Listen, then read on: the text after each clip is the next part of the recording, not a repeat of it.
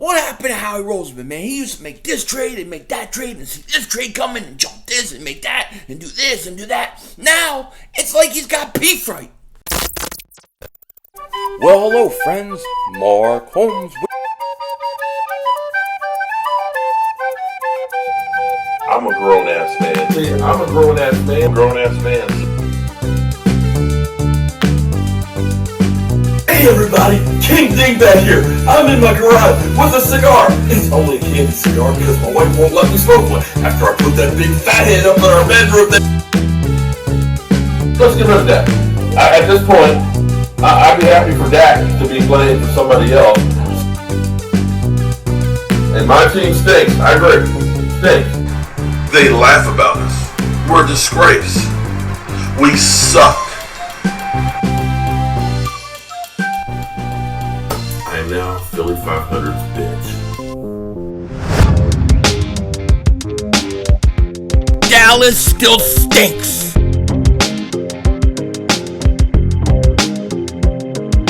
Everybody doing? King Dingbat here, and I hope everybody's having a great day. I hope you guys are doing well. You know, I can't find the Dallas Cowboy fans anywhere. Where you at, Dallas Cowboy fans?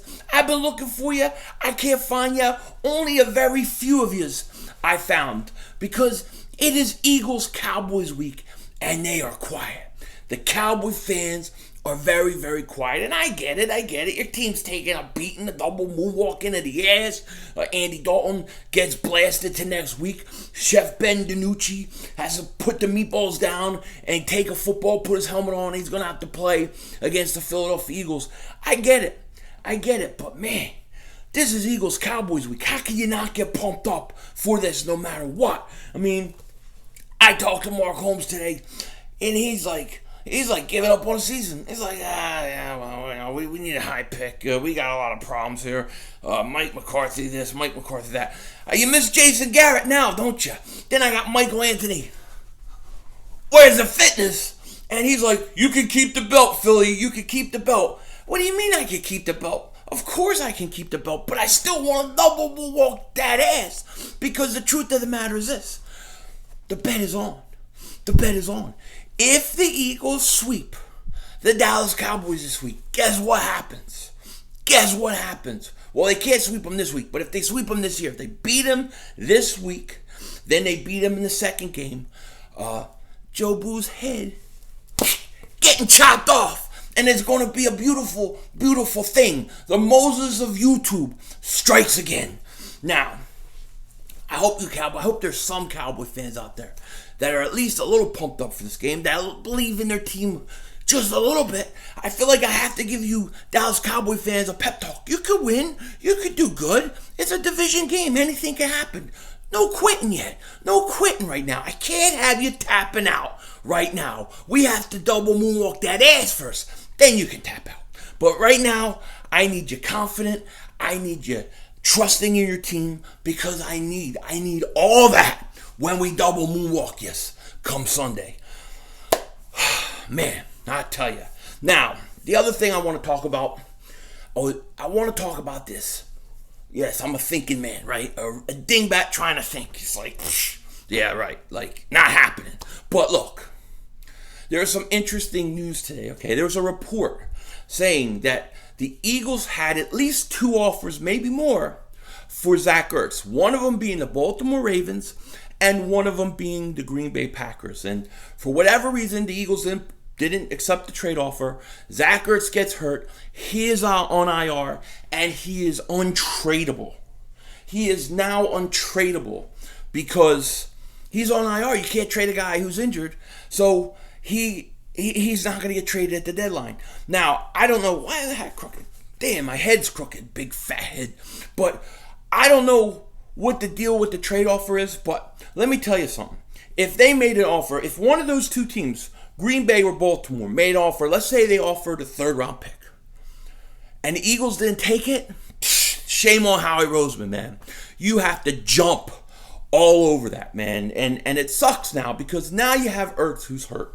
He can't get traded. I want to know what the trade was. I want to know what the details of the trade were. If it was like something ridiculous, then sure, you don't accept the trade. But isn't it the Eagles' luck that you don't trade the guy when you have a chance, and then he gets hurt, and now you can't trade him. It's ridiculous.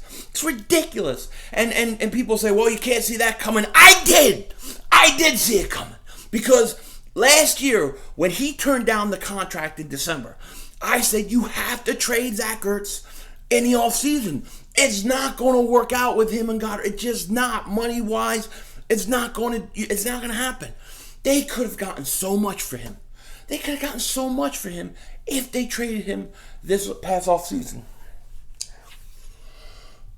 It's frustrating. It's frustrating. Now, we got the trade deadline coming up November 3rd. Obviously, we can't trade Ertz.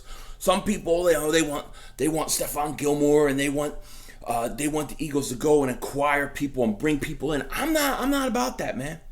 I'm not about it. The only way I'm buying for the Eagles at the trade deadline, the only way I'm buying is if it's like a young linebacker, a young offensive lineman, a young player who's going to be there multiple years. And I'm not trading draft picks to get those young players. I'll trade some of the older guys. You want to trade Alshon Jeffery? I think that would be a great thing. I think if the Eagles could move him, it would help them save like $5 million under the cap. Do you realize they paid half of his guaranteed salary they have played? He has been on the active roster every week this year, and he still is not healthy. He's probably not even going to play this week. If I could move Alshon Jeffery, I would move him. And I would move him for a 6th round pick. I would move him for a 5th round pick. I would move him for a future pick. I don't care. Get out from under the contract. They need to do this with quite a few of the older guys. And you know, I know you're saying, well, look, man, they're winning. They could win this division, and then you never know what happens in the playoffs and all those kind of things. But here's the reality of the situation. When you look at this team over the last 2 years, when you look at the Eagles over the last 2 years, what is the one thing we can say about them? They play better with the young guys that they bring up off the practice squad. The young guys give us more production, do more, seem more hungrier than some of these older guys. I mean, let's talk about Greg Ward Jr., Boston Scott, Travis Fulgham, Jordan Mailata. These guys, they come up and they're more productive. You have Driscoll, you have guys that are more productive than the guys you're paying big money to who are always hurt. So to me, I would rather bring up the young guys, see what we can do. I say, sell. If you could trade a Jason Peters, if you could trade a Alshon Jeffery, whoever it is that you could get draft picks, cap relief for next year, do it. Bring up some of these young guys, let them play. And hey, look, if you can get to the playoffs and win with them, that's great experience. It's great experience for Carson Wentz. I personally think you have a better chance to win that way. John Hightower is getting more experience. He's going to come on late in the season. Some of these young guys are going to come on late in the season. Rager is going to come on. Now, hopefully, Quez Watkins will get a chance too. Travis Fulgham, I believe, is a stud. So I think you can win with some of these younger guys because over the past 2 years, you've had more success with them than with guys like Alshon Jeffery, Jason Peters, and some of these older guys. And that's the only way that I would do it. Now, if I could trade like Alshon Jeffery and a draft pick, get like a Miles Jack or something, I'm not saying that's going to happen, but, you know, people always bring up Miles Jack's name. Of course, I would do something like that, but I don't see it happening. I see some of these older guys that are on this team maybe being moved for late picks, and it's a shame because Ertz was your one. He was your one piece that you really had a lot of trade value, especially last offseason. You had a lot of trade value in him, and they just shot it to hell. Now Ertz is going to get healthy. Then in this offseason, they're going to have to trade him for what? I don't know, but I can't imagine it's going to be what it would have been the year before. So we're going to have to see what happens. It'll be interesting, but I think that the Eagles going into the trade deadline, they should definitely be buyers. I mean, not buyers, I'm sorry. What am I talking about? Sellers. They should be sellers because I like how they've had success with the young guys, and I think they should continue that trend, and because they're in cap hell. And it's a shame. It really is a shame that they totally blew it with this Zach Ertz situation. It is what it is. Let's see what they do. I'm not expecting much of anything at the trade deadline, so it'll be interesting. And in my opinion, you know, I like the younger guys more than I like the older guys at this point because at least they're hungry and at least they seem they seem to be pretty good, which makes you wonder, why was Jordan Mailata, why did it take so long to not give him a chance? I mean, think about how well he's played. You have Jason Peters, who comes in to play guard. Then they don't trust Jordan Mailata to the point where they're willing to move Peters back at left tackle and give him more money. Now, Jordan Mailata is a guy you got to keep there, okay? Same thing with Travis Fulgham. They had no idea what they got in him. Greg Ward Jr. last year, boss guy.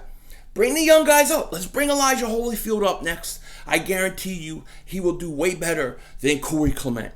I'm just putting my money out there right now. I totally believe that, but we shall see.